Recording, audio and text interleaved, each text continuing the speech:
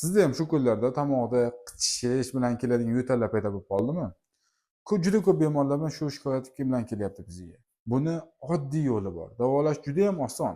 Buni uy sharoitida ham bemalol qilsa bo'ladi. Sahifamizga obuna bo'ling, buni sizga tushuntirib qo'yaman.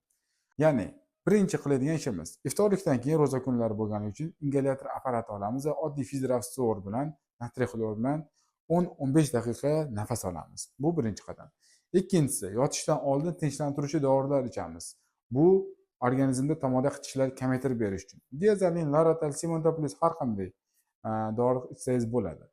Uchinchi qadam, uxlashdan oldin albatta burun ochuvchi spreylardan ikkala burnimizga ham sepib uxlaymiz.